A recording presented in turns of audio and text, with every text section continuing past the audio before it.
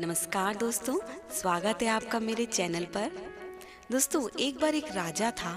उसका मंत्री भगवान का बड़ा भक्त था। वो हर वक्त भगवान भाव में रहता था। कोई भी घटना होती तो वो यही कहता कि भगवान की बड़ी कृपा हो गई। दुर्भाग्यवश एक दिन राजा के जवान बेटे की मृत्यु हो गई। जब ये दुखद समाचार मंत्री ने सुना, तब अनायास ही वो बोल उठा, भगवान की बड़ी कृपा हो गई।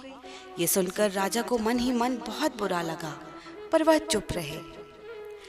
अब पुत्र की मृत्यु के दुख में रानी जी बीमार रहने लगी। काफी लंबी बीमारी के चलते एक दिन उनकी भी मृत्यु हो गई। राजा को अब पहले से भी बड़ा दुख मिला, परंतु इस पर भी मंत्री बोला, भगवान की बड़ी कृपा हो गई। राजा को ये सुनकर बहुत हैरानी हुई और बहुत गुस्सा भी आया कि मंत्री को आखिर हमारे दुख का कोई एहसास नहीं है, जो इस तरह के वचन बोल रहा है। राजा अपना गुस्सा पी गए और कुछ नहीं बोले। खैर, कुछ समय बीता। एक दिन सुबह के समय राजा अपनी तलवारबाजी का अभ्यास कर रहे थे। तब अनायास ही उनके हाथ पर तलवार लगी और उनकी उंगली कट गई। पास में ही मंत्री जी खड़े थे। ये देखकर वो बोले, भगवान की बड़ी कृपा हो गई। अब राजा से रहा न गया। उनके भीतर का गुस्सा बाहर निकल आया। राजा ने मंत्री को तुरंत राज्य से बाहर निकल जाने का आदेश दे दिया और कहा कि मेरे राज्य में अन्न जल भी ग्रहण मत करना तुम। सभी को हैरानी तो तब हुई दोस्तों, जब इस बात पर भी मंत्री बोला कि भगवान की बड़ी कृपा हो गई। मंत्री राजमहल के बाहर आ गया, परंतु वह अपने घर भी नहीं गया, ना ही उसने साथ में कोई वस्तु भी ली। राजा के आदेशानुसार वो राज्य के बाहर निकल आया। कुछ दिन बाद राजा अपने साथियों के साथ शिकार खेलने के लिए जंगल गए। जंगल में किसी शिकार का पीछा करते करते राजा बहुत दूर घने जंगल में निकल आए। राजा के सभी साथी बहुत पीछे छूट गए। वहां जंगल में डाकुओं का एक दल रहता था। उस दिन डाकुओं ने काली माता को एक मनुष्य की बलि देने का विचार किया हुआ था। संयोग से डाकुओं ने राजा को देख लिया। उन्होंने राजा को पकड़कर बांध दिया। अब उन्होंने बलि देने की तैयारी शुरू कर दी। जब पूरी तैयारी हो गई, तब डाकुओं का जो पुरोहित था, उन्होंने राजा से पूछा, क्या तुम्हारा बेटा जीवित है? राजा बोला, नहीं, वह मर चुका है।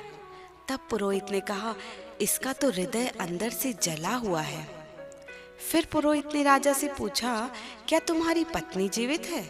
राजा ने जवाब दिया, नहीं, उसकी भी मृत्यु हो चुकी है। तब पुरोहित ने कहा, यह इंसान बलि के योग्य नहीं है।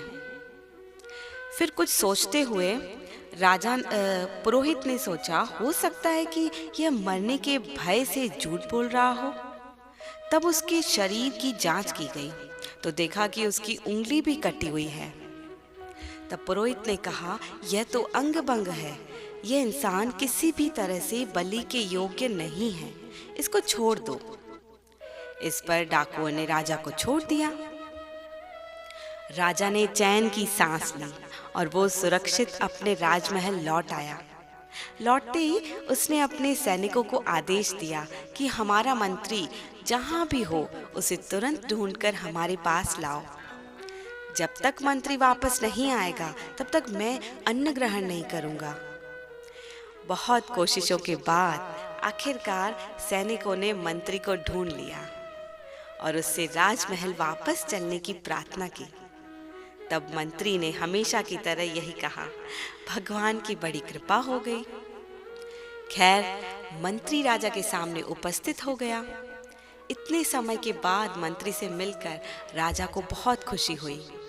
उन्होंने उसे सम्मान पूर्वक बिठाया। फिर जो बीते दिनों उनका अनुभव रहा, वो सब सुनाया और पश्चाताप करते हुए राजा ने मंत्री से कहा कि अब मुझे समझ आया है कि भगवान की मुझ पर कितनी कृपा थी।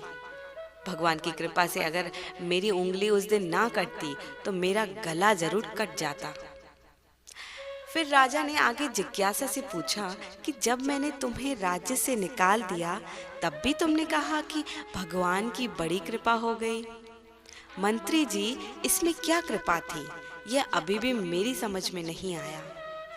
तब मंत्री जी बोले, महाराज, जब आप शिकार करने गए, मैं भी आपके साथ जंगल जाता, आपके साथ मैं भी जंगल में दूर तक आता आपके पीछे पीछे, और डाकू लोग मुझे भी पकड़ लेते। फिर आप तो उंगली कटी होने के कारण बच गए, पर मेरा उस दिन गला कट ही जाता।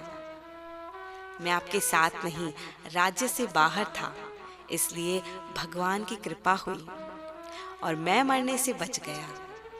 और अब देखिए महाराज, मैं पुनः अपनी जगह वापस आ गया हूँ। यह भगवान की कितनी बड़ी कृपा हुई। दोस्तों, सच में हर परिस्थिति में भगवान की कृपा छुपी हुई होती है, क्योंकि भगवान जो भी करते हैं उसमें हमारा भला ही छुपा होता है। आज की कहानी बस इतनी ही दोस्तों। मेरी प्रस्तुति आपको पसंद आई हो तो चैनल को प्लीज़ लाइक और सब्सक्राइब कर दीजिए। आपका दिन शुभ हो।